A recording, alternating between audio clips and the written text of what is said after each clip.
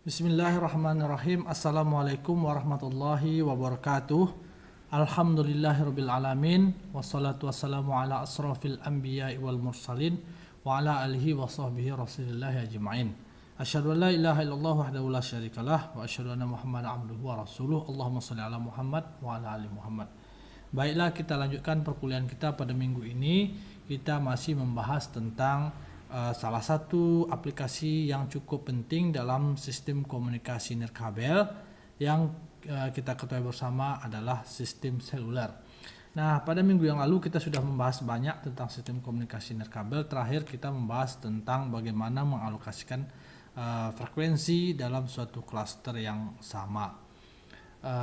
Sekarang kita ambil satu contoh soal, misalnya kalau misalnya sebuah perusahaan penyedia jasa layanan komunikasi seluler beroperasi misalnya di Kota Pekanbaru.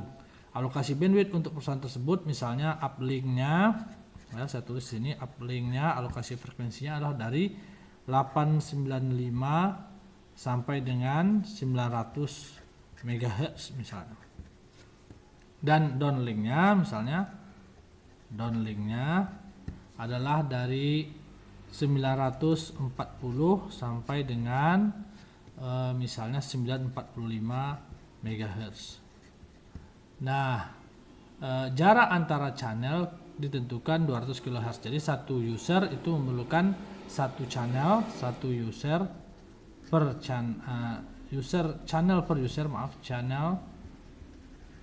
user itu membutuhkan lebar pita 200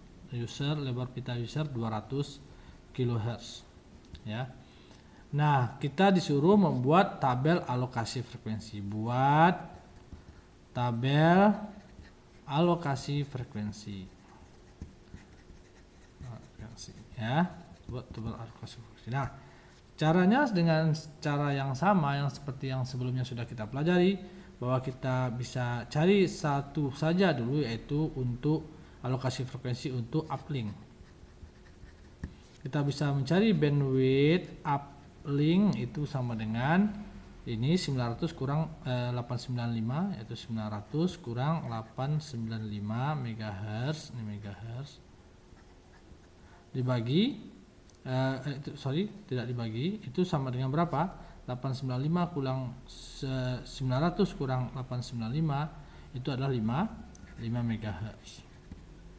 Nah, bandwidth uplink kita ketahui 5 MHz. Nah, sekarang pertanyaannya berikutnya adalah, ini bandwidth uplink 5 MHz, berapakah jumlah kanal yang kita punyai? Jumlah channel totalnya itu sama dengan jumlah bandwidth uplink, yaitu bandwidth uplink dibagi dengan bandwidth untuk channel per user, yaitu 200 kHz. Channel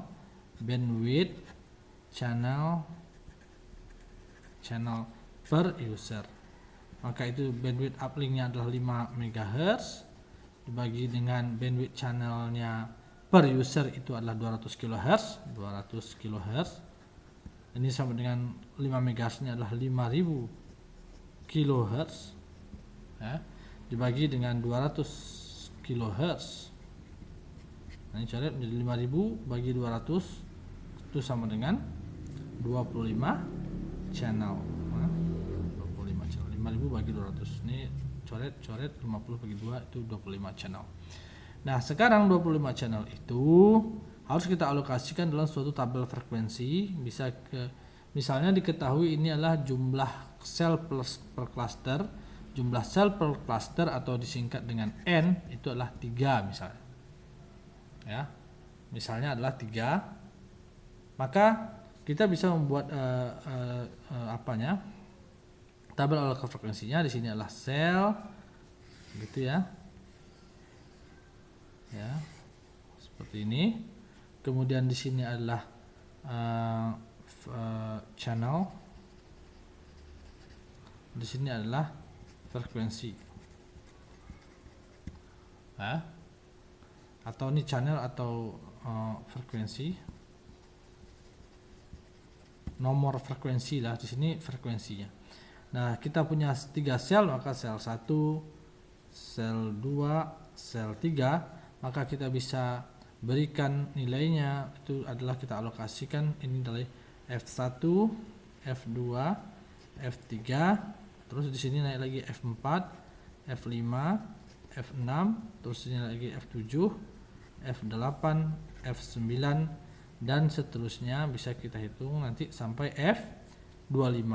Kalau kita punya 25 channel sementara kita selnya ada 3, berarti 25 bagi 3 itu kita memiliki 8, 9 kali 2 16, 9 kali 2 18, 25 7, bukan 9 tapi 8 kali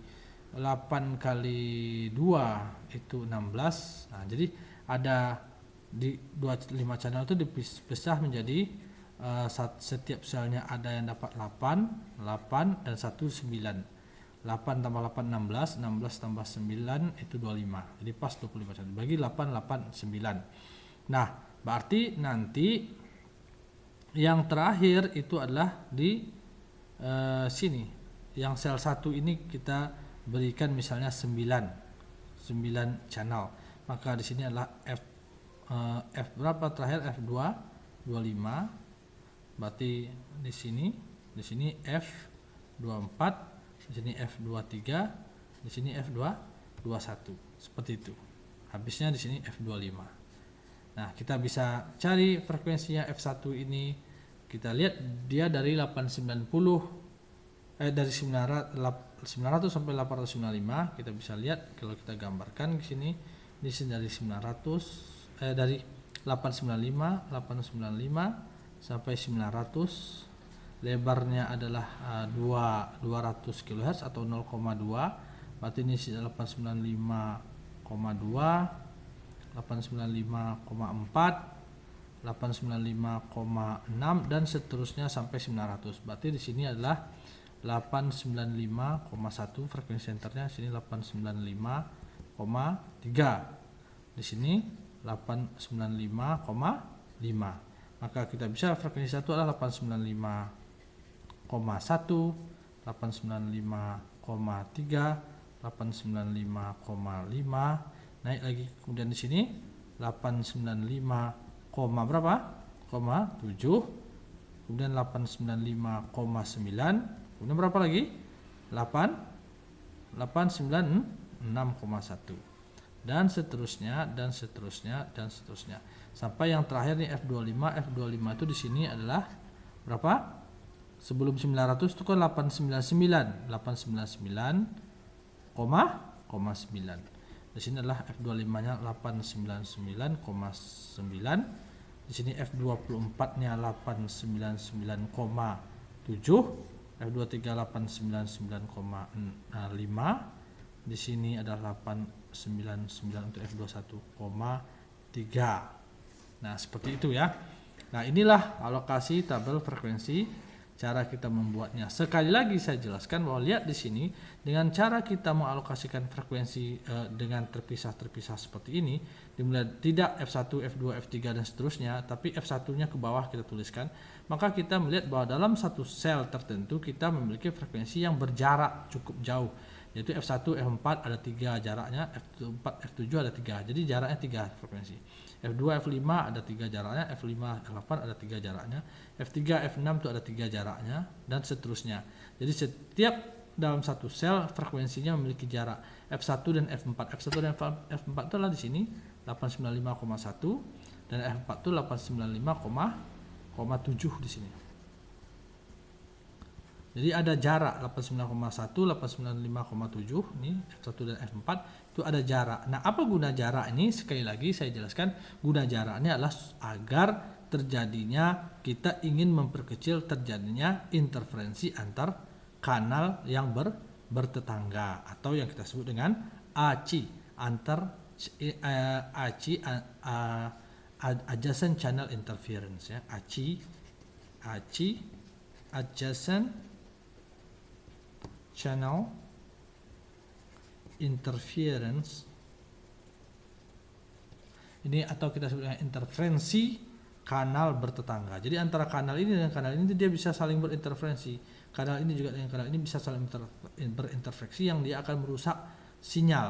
Oleh karena itu, supaya dia tidak interferensinya ini memiliki nilai yang kecil, maka kita jarakkan dalam frekuensi dalam satu sel, kita jarakkan di sini dan di sini, sehingga dia tidak terlalu bertetangga. Kita lanjutkan ke video berikutnya.